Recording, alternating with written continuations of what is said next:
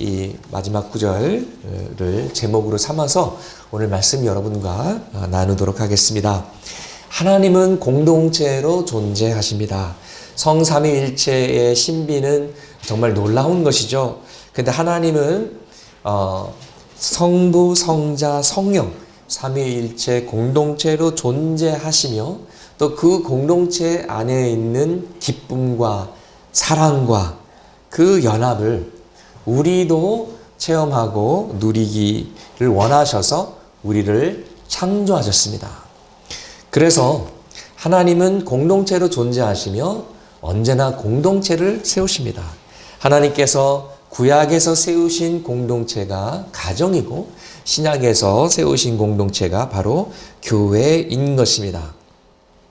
하나님 나라는 개인에게만 따로따로 임하는 것이 아니라 가정이라는 공동체에 임하고 교회라는 공동체에 임합니다. 그래서 가정이 세워지고 교회가 회복될 때에 나라와 민족이 구원을 받고 진정한 부흥이 임하는 줄 믿습니다. 25절 말씀에 어떤 사람들의 습관처럼 우리는 모이기를 그만하지 말고 서로 격려하여 그날이 가까워오는 것을 볼수록 더 힘써 모입시다 라고 말하고 있습니다. 이 구절에서 세 가지를 하이라이트하고 강조했으면 합니다. 첫 번째 단어는 습관이라는 단어입니다. 여러분, 열심히 모이는 것도 습관이고요. 모이다가 그만두는 것도 습관입니다. 여러분은 어떤 습관들이 있습니까? 어떤 분들은 뭘 한 가지 시작하면은 끝을 봐야만 되는 분들이 있습니다. 참 좋은 성격인 것 같아요. 꾸준함은 좋은 성격이죠. 어떤 분들은 매년마다 성경 통독하시는 그런 좋은 습관을 가지신 분들이 계십니다. 우리 이용태 집사님 같은 분들 너무 존경스럽습니다. 여러분은 네. 예, 진짜 아멘. 그렇죠? 네, 좋은 습관은 우리가 본받아야 됩니다. 배워야 됩니다. 여러분은 어떤 습관이 있습니까? 어떤 분들은 일찍 일어나는 습관 가지신 분들이 있습니다. 몇 시에 자도 일찍 일어나세요. 부지런하세요. 어떤 분들은 운동하는 습관이 있으십니다. 건강한 습관이죠. 우리의 삶에 여러 가지 습관들이 있는데 중요한 것은 우리가 좋은 습관들을 자꾸 만나서 그 습관이 일상화되고 생활화되도록 만드는 것입니다. 우리의 삶에 예배를 드리고 목장 모임을 갖고 매일 큐티 묵상하고 또 기도하는 습관이 자리를 잡았을 때 이 좋은 습관들이 우리의 신앙이 흔들리지 않도록 붙잡아 준다라는 것입니다. 우리가 평상시에 영성을 쌓아두고 영적인 힘을 축적했을 때, 우리가 힘들 때, 우리가 지쳤을 때 그것이 우리가 그 상황을 극복할 수 있는 힘이 된다라는 것입니다. 우리는 지금 어떤 습관들을 만들고 있습니까? 우리가 힘써 모이고 있습니까? 우리가 코로나 시대를 맞이하면서 교회가 모이는 것이 힘들어졌습니다. 모임 자체가 너무 힘들어졌고요. 또 4단계 집합 제한이 이제 한 주, 두 주가 아니라 자꾸 이렇게 장기화되면서 예배도 소수가 모이게 되고 우리가 애찬도 못하게 되고 목장 모임도 정말 현장에서 가지지 못하는 힘들게 줌으로 만나야 되는 이런 상황이 이제 지속되면서 우리도 모르게 이런 상황에 길들여지지 않았나, 익숙해지지 않았나. 그래서 먼저 포기하고 더 노력하지 않는가. 이런 우려가 생깁니다. 우리가 어쩔 수 없이 비대면 예배, 온라인 예배를 드릴 때가 있고 또 우리와 함께 온라인 예배 드리시는 분들 너무나 환영하고 같이 예배 드려서 너무나 감사한데 다만 비대면이 너무 익숙해져서 대면 예배가 어색해지면 안 되겠습니다. 그리고 우리가 교회에 안 오는 것이 습관이 되지 않도록 노력을 해야 할 것입니다. 그래서 우리가 때로는 일부러 그 패턴을 깨트려야 할 필요도 있습니다. 차라리 일부러 주중에 혼자라도 교회 오셔서 기도하고 가시면서 그렇지 내가 옛날에는 코로나 전에는 교회에 뭐 두세 번씩도 왔는데 이제는 일주일에 한 번 오는 것도 힘들구나. 왜 그렇습니까? 습관이 됐기 때문에 그래요. 거기에 익숙해졌기 때문에 그렇습니다. 제가 처음에 창일교회 왔을 때는요, 여러분들 그때는 예배가 하나밖에 없었어요. 그래서 자녀들을 가진 부모들은 일찍 오셔가지고 또 아이들 뭐 간식 만드시고, 여러분 기억나세요? 아주 옛날 얘기 같죠? 그리고 또 11시 예배 드리시고, 또 애찬팀 또 막 부엌에서 또 뭐 음식 만들고, 또 밥 먹고, 청소 다 하고, 또 목장만 또 하고, 그 다음에 무슨 뭐 성가다 연습 있고, 무슨 회의 있고, 하루 종일 계시더라고요. 그래서 제가 처음에 창일교회 왔을 때, 와, 이분들 정말 대단하시다. 그랬거든요.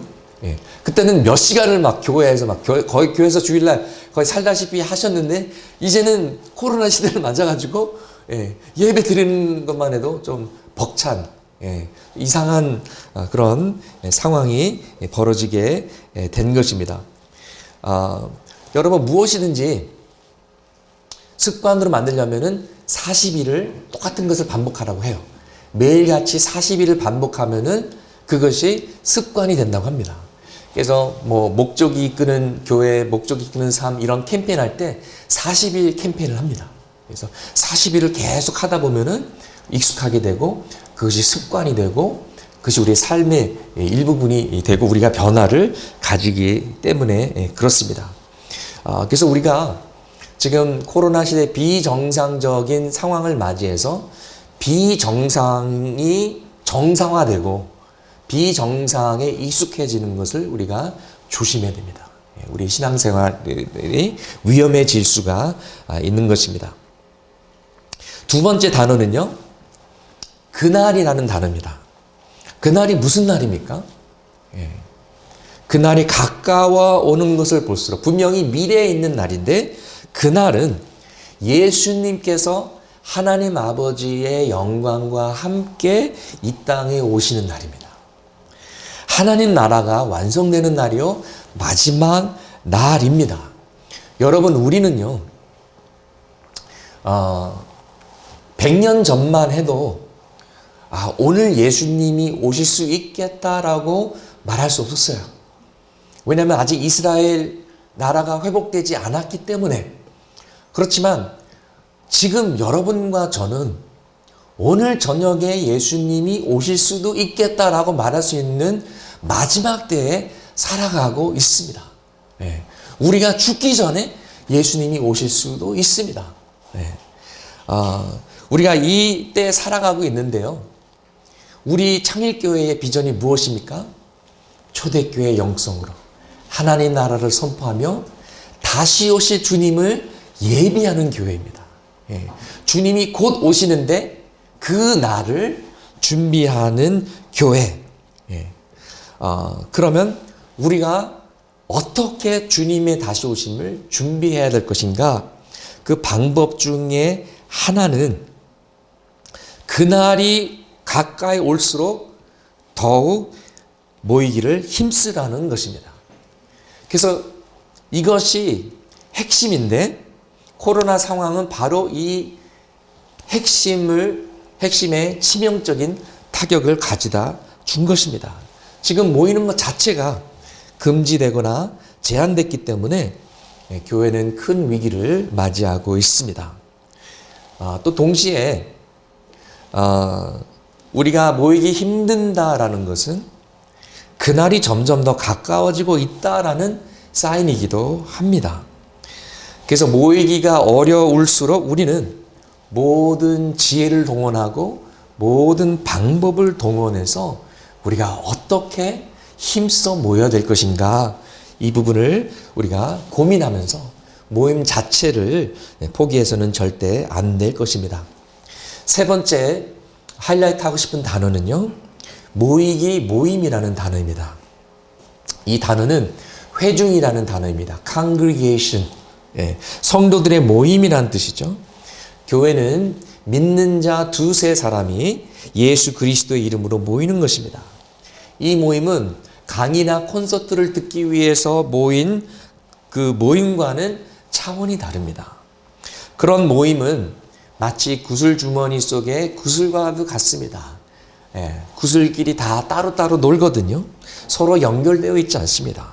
그러나 교회 공동체는 그리스도의 몸이기 때문에 서로 연결되어 있습니다. 여러분의 손은 교회 오고 여러분의 발은 집에다 두고 올 수 없지 않습니까? 연결되어 있기 때문에 같이 움직이는 것입니다. 교회는 그런 것입니다. 유기적으로 연결되어 있고 한 성도가 아프면 온 교회가 아프고 걱정하고 기도하는 것입니다. 서로 연결되어 있습니다. 마치 포도송이에 포도가 달려있지만은 다 같이 연결되어 있는 것과 마찬가지입니다. 여러분과 우리는 서로 다 다릅니다. 자라난 배경이 다르고요. 사는 동네도 다르고요. 스타일도 다르고 선호하는 것도 다르고 여러 가지가 다르지만 어떻게 보면은 세상에서 살다면 서로 만날 일이 없는 사람들일 수도 있지만 우리가 예수 그리스도를 통해서 하나의 공동체로 부르심을 받았고 그리스도라는 공통 분모를 통해서 교회라는 공동체의 창립교회에 속하게 되었다라는 것입니다. 우리는 교회 공동체의 부르심을 받았는데 우리가 모이기를 힘쓰지 않는다면 이 부르심의 진리를 외면하는 것이고 또 이 부르심에 불순종하는 격이 되는 것입니다. 공동체의 부르심이 무엇입니까? 서로 사랑하라, 서로 용납하라, 서로 용서하라, 서로의 죄를 고백하라, 서로의 짐을 져줘라, 온갖 지혜로 서로 가르치고 권고하라, 서로 격려하라, 즐거워하는 자들과 함께 즐거워하고 우는 자들과 함께 울라. 이것이 교회 공동체의 부르심입니다. 그런데 우리가 모이지 않으면 이 명령들을 순종할 수가 없고 실천할 수가 없습니다. 그리고 이 부르심의 명령들을 실천하는 가장 좋은 방법은 소그룹 모임을 통해서입니다. 바로 목장 모임입니다. 장로교회에서는 구역 예배라고 불렀습니다. 감리교회에서는 속회라고 불렀습니다. 어떤 교회는 셀 모임이라고 하고 셀 교회라고도 부르고 순 모임이라고도 부릅니다. 이름은 각자 달라도 원리 원칙은 같습니다. 교회는 지난 2000년 동안 두 개의 양날개로 지켜져 왔습니다. 예배와 소그룹, 예배와 목장 모임을 가졌습니다. 초대교회 때 성도들은 성전에 모여서 공예배를 드렸습니다. 때로는 3,000명, 때로는 5,000명, 많은 무리들이 예루살렘 성전에서 함께 예배를 드렸습니다. 그런데 5,000명이 다 같이 깊은 생명의 코노니아, 사랑의 코노니아를 나눌 수가 없거든요. 그래서 각자 집으로 흩어져서 집에서 떡을 떼며 집집마다 친교를 나누는 시간을 가졌던 것입니다. 우리 사도행전 2장 46절 개역 개정 말씀으로 함께 읽어보시겠습니다. 날마다 마음을 같이하여 성전에 모이기를 힘쓰고 집에서 떡을 떼며 기쁨과 순전한 마음으로 아멘. 여기에 세 가지가 나오죠. 예배, 목장, 애찬.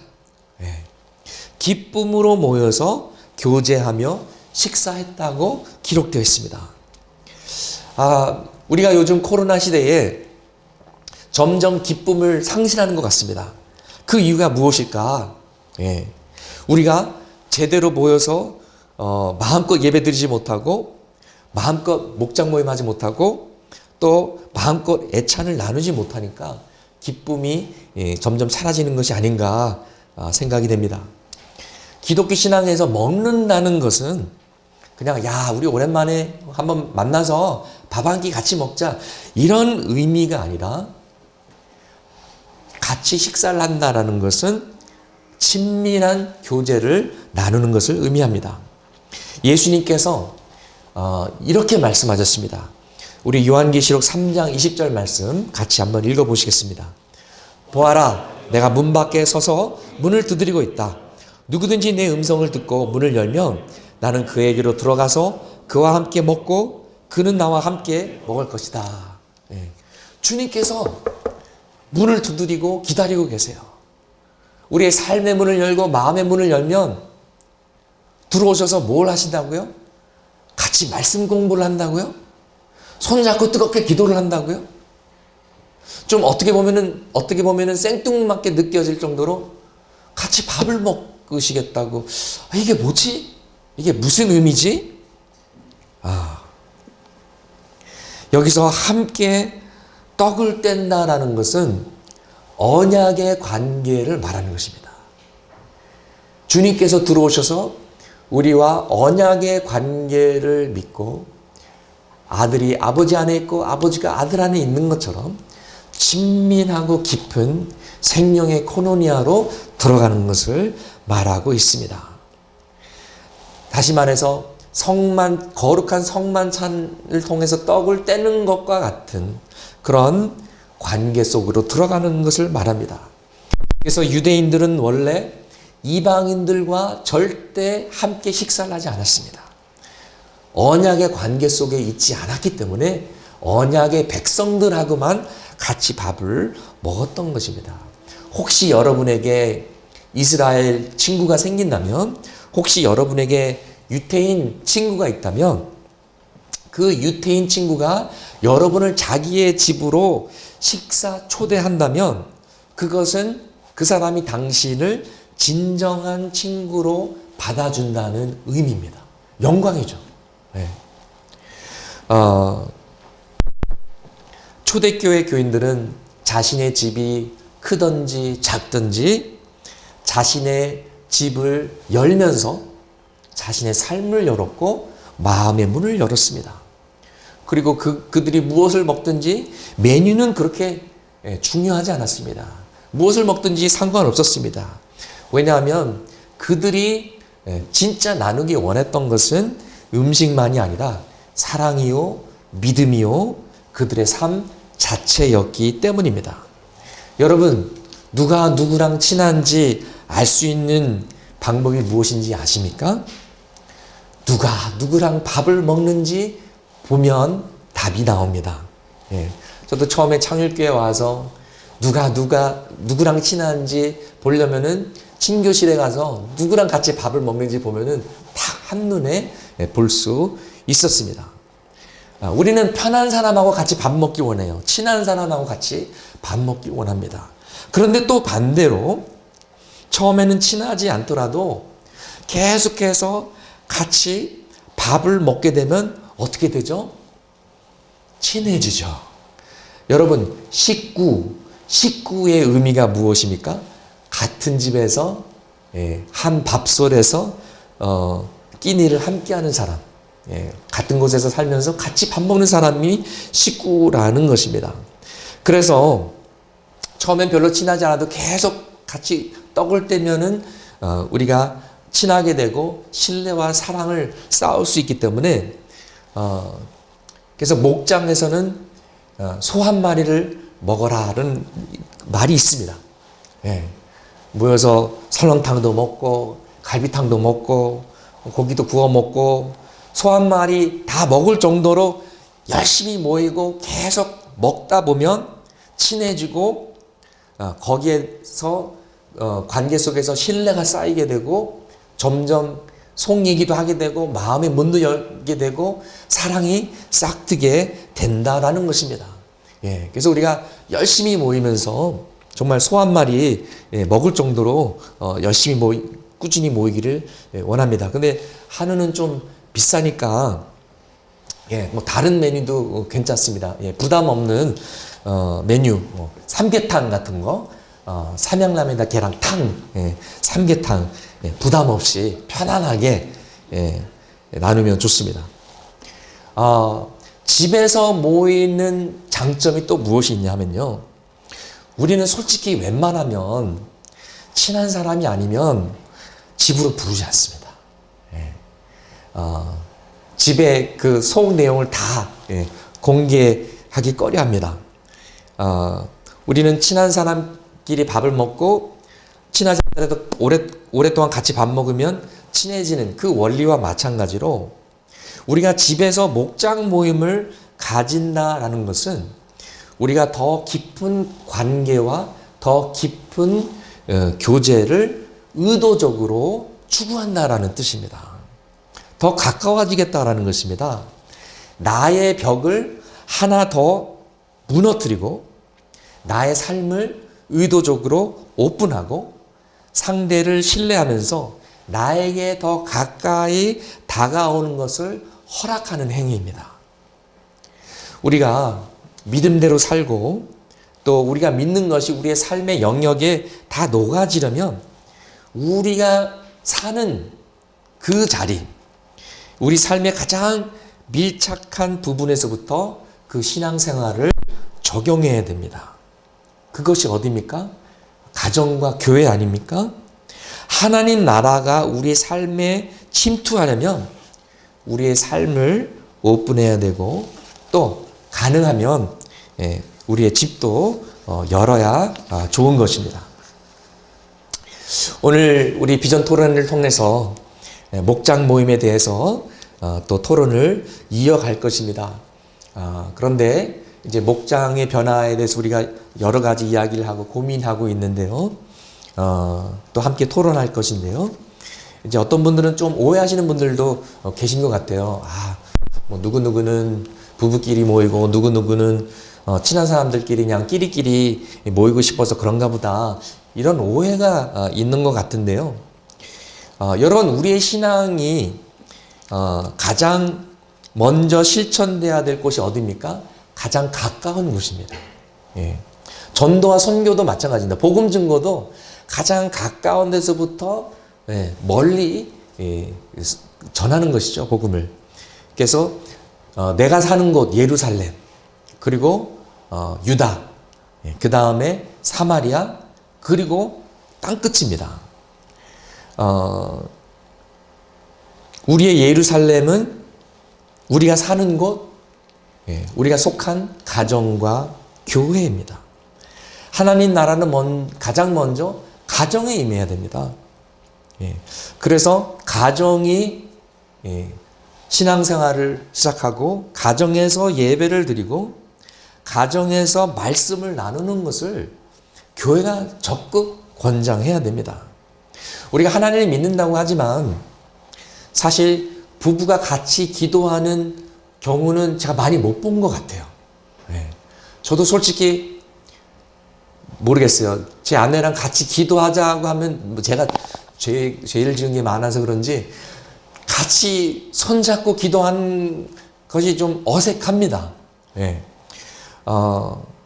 그런데 우리가 하나님을 믿는다고 하면서 부부가 서로 같이 기도하고 부모와 자녀가 같이 예배드리고 말씀을 나누고 이런 것이 힘들고 어색하면 되겠습니까? 제가 우리 성도님들 신방할 때 뭐 밖에서 만나는 것도 기쁘지만 가정집으로 신방하는 것이 참 영광이고 참 좋은 것이 그분에 대해서 그 가정에 대해서 더 잘 알 수 있고 또 편안한 상황에서 또 이런 얘기 저런 얘기를 나눌 수가 있는데요. 제가 신방할 때 종종 이런 질문을 합니다. 이 가족이 가장 좋아하는 찬송가가 무엇입니까? 이 가족이 제일 자주 부르는 복음성가라도 무엇입니까? 어떤 가족은 아이들이 어려서 찬송가를 많이 몰라가지고 우리는 예수 사랑하심을 늘 불러요. 이런 가정도 있고, 우리는 찬송가 몇 장 제일 많이 부릅니다. 다 외웠습니다. 이런 가정도 있고, 목사님, 우리는 그런 거 없어요. 이렇게 고백하시는 분들도 계세요. 그래서 우리 가정에서부터 예배가 회복되면서 제가 여러분의 가정에 신방했을 때, 목사님, 우리가 늘 부르고 자주 부르고 제일 좋아하는 찬송은 이겁니다. 이렇게 말해 주시는 날이 오길 소망합니다. 하나님께서 아담을 지으시고 사람이 혼자 있는 것은 좋지 않다고 하셨습니다.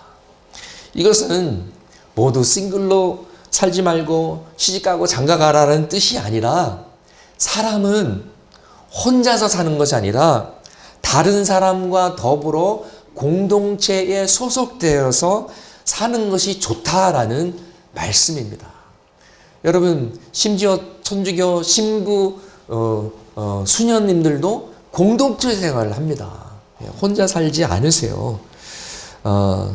그래서 우리가 육신의 가정을 통해서 사랑도 체험하지만 또 영적인 가족, 교회 공동체에서 하나님의 사랑을 받기도 하고 또 주기도 하는, 그러면서 서로 사랑하라는 주님의 명령을 실천하는 이런 부르심을 우리가 받은 것입니다.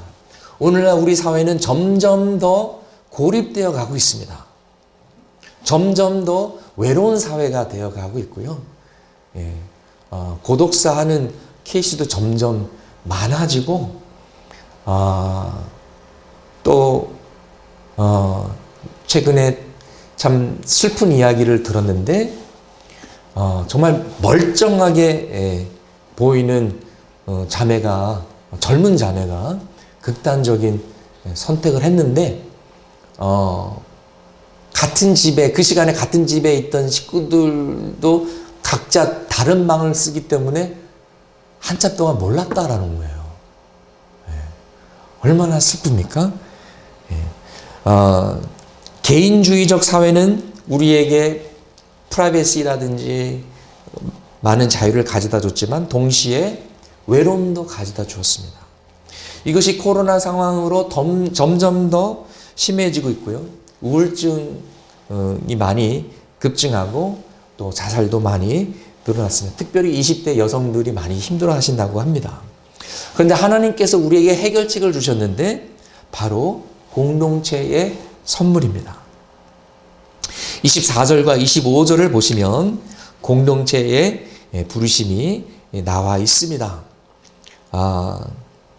우리 24절과 25절 다시 한번 읽어보실까요? 그리고 서로 마음을 써서 사랑과 선한 일을 하도록 격려합시다. 어떤 사람들의 습관처럼 우리는 모이기를 그만하지 말고 서로 격려하여 그날이 가까워오는 것을 볼수록 더욱 힘써 모입시다. 여러분, 공동체의 부르심 중에 그래도 좀 쉬운 거는 서로 기도하라. 우리 그거 할 수 있죠. 서로를 위해서 기도하는 거. 그런데 공동체 부르심 중에 가장 힘든 것은 야고보서 5장 16절 말씀인 것 같습니다. 그러므로 여러분은 서로 죄를 고백하고 서로를 위하여 기도하십시오. 그러면 여러분은 낫게 될 것입니다. 나의 죄를 누구에게 고백한다라는 건 진짜 어려운 일입니다. 자존심 상할 수 있는 일입니다. 그런데 우리 사회가 병든 이유, 우리 관계들이 건강하지 않는 이유, 우리 교회와 가정이 멍든 이유, 우리가 건강한 관계 축복, 즉 샬롬을 누리지 못하는 이유는 죄의 고백과 회개와 화해와 화목의 역사가 부족하기 때문입니다. 우리가 이 말씀을 실천하려면 내가 정말 나의 모든 것을 솔직하게 고백하고 나의 죄까지 고백하는 그런 상황까지 가려면 먼저 우리가 하나님의 은혜를 체험하고 십자가 앞에 나아가서 겸손하게 우리의 죄를 인정해야 됩니다. 그리고 주의 십자가를 바라보면서 나도 죄인이구나. 내가 남을 함부로 정죄할 권리가 없구나. 50보, 100보, 도토리, 키재기, 도찐, 개찐? 다 거기서 거기구나. 그러면서 겸손하게 나의 자존심을 내려놔야 됩니다. 그리고 다른 사람이 내 삶 속으로 들어오도록 허락하는 것이죠. 우리의 마음의 문을 여는 것입니다. 나의 상처도 오픈하고 나의 속마음도 열고 나의 문제도 인정하고 나의 기도 제목도 나누는 것입니다. 그냥 여러분 잘 나누기 싫어하시는 분들은 늘 기도 부탁하는 게 있어요. 건강. 신방 가서 무엇을 위해서 기도해 드릴까요? 그러면 가족들 건강하게 해주세요. 그거는 별로 기도 부탁할 게 없을 때 그렇게 부탁하는 기도 제목이에요. 근데 정말 우리가 깊은 관계 속으로 들어가면 그런 거 이야기하지 않아요. 물론 서로 건강해야겠지만은 정말 고민하는 그런 속마음을 털어놓게 됩니다. 이것은 예수님께서 우리를 사랑하신 것처럼 우리도 서로 사랑했을 때 가능한 일이에요. 그리고 서로 신뢰해야만 가능한 거예요. 그리고 서로의 비밀을 지켜줘야만 가능합니다. 내가 어렵게 속마음을 꺼냈는데 이틀 지났는데 온 교회가 다 알고 있다. 그러면은 이게 힘든 거죠. 그렇기 때문에 우리는 편안하게 이야기를 할 수 있고 비밀을 지켜주고 어떤 말을 해더라도 결국 사랑으로 응원해주는 안전한 환경을 만들어야 합니다. 그 힘은 어디서 나오느냐? 19절에서 23절에서 나옵니다. 주님과의 관계. 우리가 은혜의 보좌 앞에 담대히 나아가면서 은혜를 체험하고 치유받고 무너졌던 그 자아와 자존감이 다시 건강하게 세워지고 주님의 관계가 회복되면서 다른 사람들과의 관계가 회복되면서 또 가능하게 되는 것입니다. 19절에 보면 담대하게라는 단어가 등장합니다. confidence. 이것은 무엇이냐? 남의 눈치를 보는 것이 아니라 자유롭게 편안하게 접근하고 이야기할 수 있는 자신감을 이야기하는 것입니다. 주님과의 관계가 그렇게 된다는 것입니다. 우리가 직장 인터뷰를 할 때는 한마디 한마디를 신중하게 하지만 가족과 친구와 편한 지인들 사이에서는 그냥 생각나는 대로 그냥 다 이야기해도 괜찮다라는 것입니다.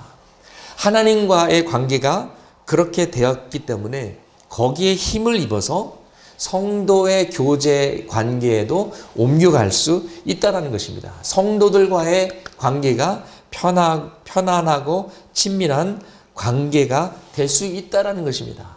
내가 이 말을 하면 어떻게 생각할까? 두려워하거나 계산하거나 그럴 필요가 없다는 것이죠. 그러니까 거기까지 가야 되는 것입니다. 그런 신뢰, 사랑, 편안함까지 우리가 교제를 추구해야 되는 것입니다. 19절 말씀에 전에는 우리가 지성소에 들어갈 수 없었다라는 것이죠. 휘장이 있었고 아무나 들어가면 죽었습니다.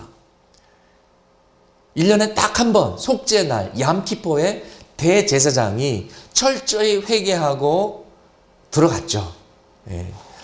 그런데 이제는 우리 모두가 예수의 보혈로 들어갈 수 있게 된 것입니다. 지성소와 성소를 막았던 휘장이 찢어져서 열리게 되었습니다. 벽이 무너진 것이죠. 그 휘장은 바로 예수 그리스도의 육체이며 십자가에서 우리를 위해 찢기신 것입니다.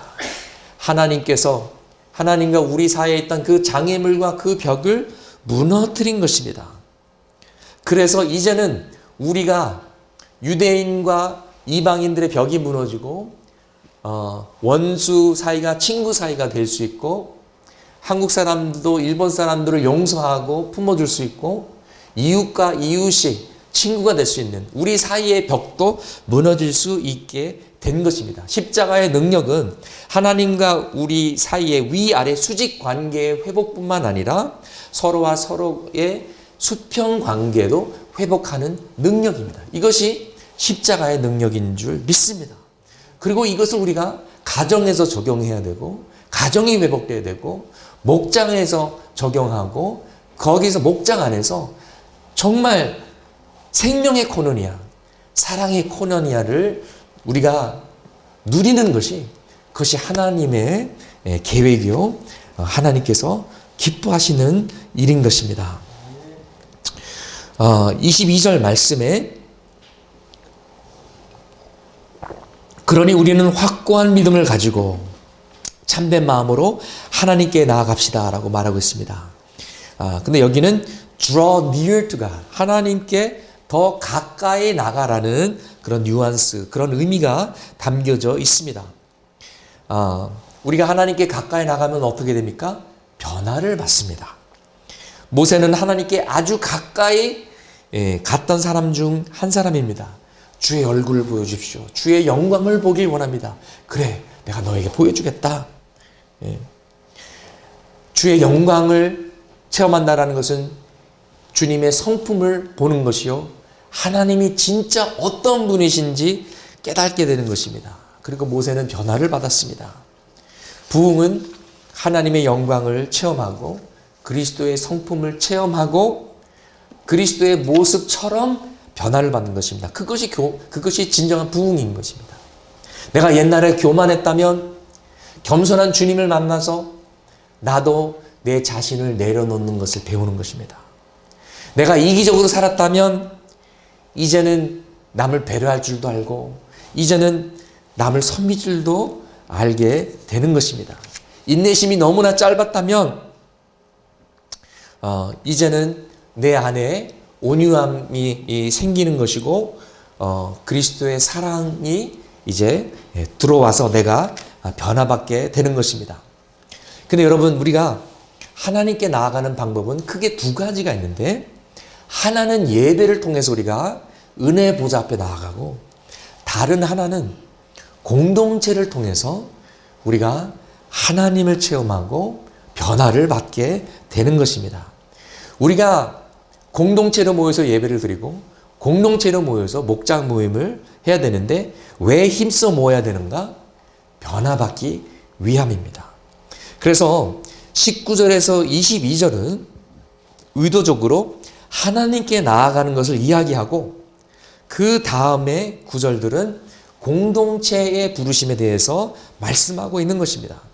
24절에 그러니라는 표현보다는 그러므로 우리가 은혜의 보좌 앞에 나아갈 수 있게 됐으므로 또 서로 공동체 모임을 가지자라는 것이죠.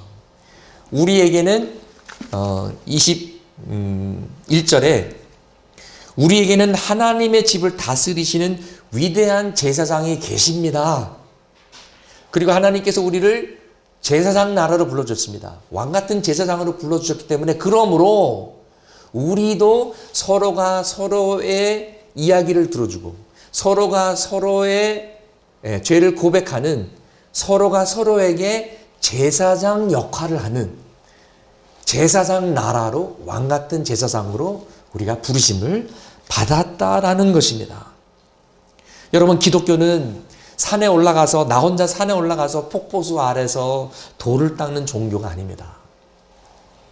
우리는 공동체로 모여서 공예배를 드리고 공동체로 모여서 삶을 나누는 공동체의 영성을 추구하는 그런 신앙 공동체입니다. 그래서 창일 교회가 어떻게 하나님의 비전을 이루어 나갈 것인가? 우리가 예배 공동체로 살아가고 제자 공동체로 살아가고 선교 공동체로 살아가는 것입니다. 우리는 공동체의 영성을 추구해야만 되는 것입니다. 개인주의적 신앙이 아니라 함께 가야만 하는 것입니다. 우리가 사도신경에 뭐라고 고백을 합니까? 우리는 성령을 믿사오며 거룩한 공회와 성도가 서로 교통하는 것을 믿사오며, 이렇게 우리가 고백을 하는 것입니다. 교회의 궁극적인 목적은 그리스도를 알고 그리스도를 닮아가는 것입니다. 하나님께서 사용하시는 두 가지 통로가 뭐라고요? 예배와 목장입니다. 저도 제자훈련을 오래 해봤거든요. 사랑의 교회 그 시스템을 가지고 제자훈련을 많이 해봤는데요. 33주, 34주 정도 됩니다. 큰 헌신이 필요한데요. 33주 정도를 하는데 책을 33권 정도를 읽히게 합니다. 그 중에는 뭐 소책자도 있지만 두꺼운 책들도 있어요. 근데 책 읽고 독후감 쓰는 것만 강조하다 보면요, 머리만 커지고 꼭 변화되는 것은 아닙니다. 반드시 따라야 되는 것이 있는데 그 소그룹에서 나눔의 시간을 갖는 거예요. 삶에 접목해서 삶을 오픈하고, 내가 이 말씀대로 살려고 했는데 실패했다. 그러면 또 아, 나도 실패했어요. 예. 서로 격려하면서, 예. 그리고 또 그 다음 주에 또 모여서, 야, 또 실패했어요. 아, 괜찮아요. 힘내세요. 근데 그게 3주, 4주, 1년 내내 실패했다고 고백할 수는 없잖아요. 동기부여를 받는 거예요. 예. 그리고 어떤 분은 너무 죄송해가지고 제자반 빠지시는 분들도 계세요. 도저히, 예, 그들의 얼굴을 볼 수가 없다. 예, 그럼 전화해서 괜찮으니까 오라고 이제 격려하시죠. 우리가 공동체 안에서 도전도 받고, 위로도 받고, 응원도 받고, 성장하면서 변화되는 것입니다. 여러분, 공동체가 병주고 약주고 다예요. 장점, 약점 다 있어요. 우리가 공동체를 통해서 상처를 받아요. 근데 우리의 상처가 어떻게 치유됩니까? 공동체를 통해서. 네. 그렇기 때문에 상처받은 경험이 있으면은 속마음을 오픈하는 것을 꺼려 할 수가 있어요. 어떻게 보면 당연해요. 그러나 그런 부분들이 치유가 되면서 우리가 신뢰의 발걸음, 또 사랑의 발걸음을 뛰기를 소망합니다. 자, 그럼 우리가 목장으로 모여서 무엇을 해야 됩니까? 24절과 25절을 살펴보면 네 가지가 나오는데요. 첫 번째, 먼저 서로 마음을 써야 합니다. 생각을 해야 됩니다. Consider how we can spur one another. 내가 어떻게 내 형제를 격려할 수 있을까? 내가 어떻게 내 자매를 도와줄 수 있을까? 어떤 형제가 막 걱정해요. 그러면 야, 걱정하지 마. 내가 기도할게. 예. 그리고 빌립보서 4장 7절 말씀 같은 걸 이제 나눠줘요. 예. 무엇이든지 염려하지 말고 오직 기도와 간구로 너의 아랠 것을 감사함으로 하나님께 아뢰어라. 그러면은 지각을 뛰어넘는 하나님의 평강이 너의 마음과 생각을 지켜주시리라. 위로하는 거예요. 예. 어떤 자매가 힘들합니까? 아, 내가 이 찬송 부르면서, 이 찬송 부르면서 너무 은혜를 받았는데, 이게 너무 좋아. 유튜브 링크 보내주고, 예? 좋은 글도 나누고, 예? 내가 힘들었던 시절 이야기하면서 간증도 나누고, 예? 너무 힘들어하면은, 야, 교회 오늘, 몇 시에 만나자. 만나서 같이 손잡고 기도도 하고, 예? 내가 어떻게 당신이 하나님 앞에 바로 설 수 있도록, 그리스도와 더 가까워질 수 있도록 도와줄 수 있는가 하고 서로 마음을 쓰는 것입니다. 이것이 첫 번째입니다. 그래서 우리가 서로 도와서 믿음 안에서 성장하고 그리스도의 정말 장성한 부분까지 성숙하게 되는 것입니다. 혹시 여러분 주변에 이런 분들이 있다면, 이런 믿음의 동지들이 있다면 여러분은 축복받은 자들입니다. 그리고 이런 분들이 없다면 교회 밖에 저 멀리 가서 이런 사람을 찾는 것이 아니라 우리 가정에서 그런 관계가 되도록, 회복되도록 노력해야 되고, 우리 목장 안에서 이런 믿음의 동지가 먼저 내가 되어주고 또 그런 믿음의 동지를 세워나가야 되는 것입니다. 그렇다면 우리의 목장 모임과 그 목장의 나눔은 날씨가 추워졌죠. 네. 건강은 어떠세요? 이런 수박 겉핥기식의 이런 이야기 말고 정말 우리 마음속에 있는 이야기들, 분명한 목적을 가지고 의도적으로 나누고 서로 격려할 때 우리가 그리스도의 형상으로 변화되는 줄 믿습니다. 두 번째는요, 사랑과 선한 일 하도록 격려해야 되는데요. 24절과 25절에 격려라는 두 단어가 등장하는데 이거는 사실 두 가지 의미가 다른 의미입니다. 25절에 나오는 격려는 진짜 우리가 이해하는 그런 격려, encourage 그 단어고요. 24절에 나온 것은 찔른다라는 의미예요. spur one another. 예. 찔러서 불편하게 만든다라는 것이죠. 불편한 진리를 마주하게 한다라는 것입니다. 여러분, 그 카우보이들이 말 타면서 신발 끝에 뾰족한 부분이 있어요. 우리 사진 한번 좀 보여주시겠습니까? 예. 예. 보이죠? 신발 끝에 그 뾰족한 부분이 있잖아요. 그래서 말이 안 간다 그럴 때 그걸로 팍 찔러요. 예. 불편하게 콕 찔러주는 거예요. 그러면 이제 말이 그렇게 이제 막 가는 거예요. 탁탁탁 가는 거거든요. 그렇기 때문에 목장 모임과 신뢰 관계의 목적 중에 하나는 서로가 서로를 불편하게 하는 거예요. 불편한 진리를 리마인드 시켜주는 거예요. 물론 사랑으로 진리를 말해야 됩니다. 친절하게 말해줘야만 되는 것입니다. 여러분, 우리도 죄를 지면 양심의 가책이 생기잖아요. 죄책감이 생기잖아요. 예, 하나님께서 느끼게 해주신 거거든요. 성령의 찔림이 있잖아요. 설교 말씀을 들을 때도 어떤 때는 목사님이 내 얘기하는 거 아니야? 어떻게 아셨지? 말씀을 통해서도 찔림이 있잖아요. 예.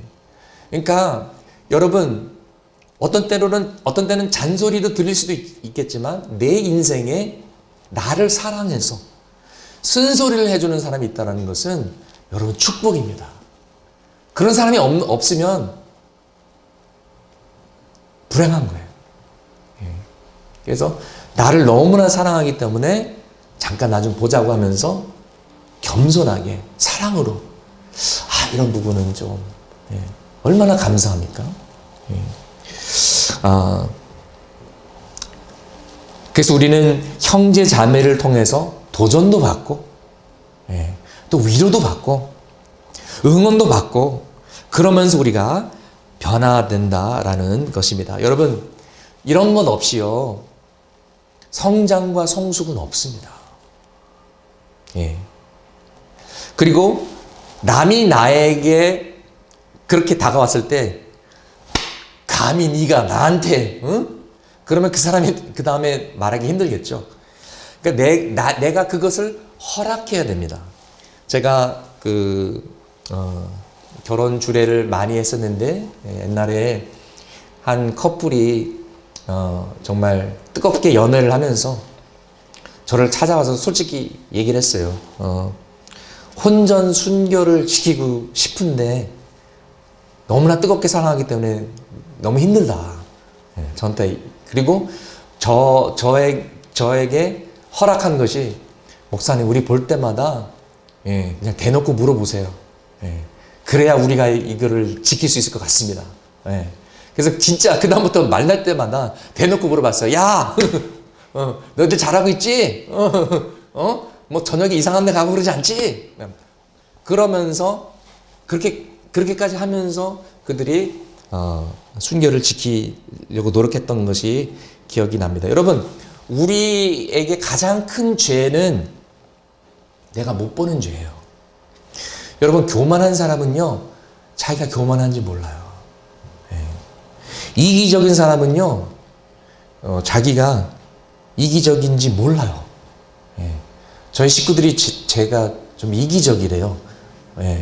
저는 그렇다고 저 별로 느끼지 못하는데 우리 식구들이 맞는 것 같아요. 그래서 많이 회개하고 있습니다. 어떻게 하면 덜 이기적인 사람이 될 수 있을까? 누가 말해줘야만 아는 것입니다. 다윗에게 나단 선지자가 있었던 것처럼 우리가 서로의 죄를 고백하고 또 서로의 죄를 용서하고 또 위로하고 응원해주는, 서로가 서로에게 제사장 역할을 하는 우리 창일교회가 되기를 소망합니다. 성숙이 필요하죠. 사랑이 필요하죠. 신뢰가 필요하죠. 그리고 의도적인 결단이 필요한 것입니다. 세 번째는 격려입니다. 진짜 격려. 성령은 헬라어로 페라클레테, 옆에 와서 도우시는 분. 이 격려라는 말은 페라칼레오, 옆에 와서 불러주는 사람, 옆에 와서 하나님께 불러주고 믿음으로 불러주고 옆에 같이 앉아 있어주고 들어주고 공감해주고 함께 기도해주는, 그렇다면 공감대 형성이 필요하겠죠. 공감대를 가진다는 것은, 공감한다는 것은 마치 내가 그 사람이 된 것처럼 그 사람 상황 속에서 그 사람의 마음을 헤아리려고 노력하는 것을 말하고 있습니다. 뭘 잘못했다고 했을 때 으이그 왜 그랬어, 그러지 말았어야지, 정죄하고 야단치는 것이 아니라 정말 마음이 힘들었겠다, 고생 많이 하셨습니다, 손이라도 한번 잡아주고 얼마나 마음고생이 심하셨겠습니까, 참 힘들었겠네요, 나라면 아마 미쳤을 거예요.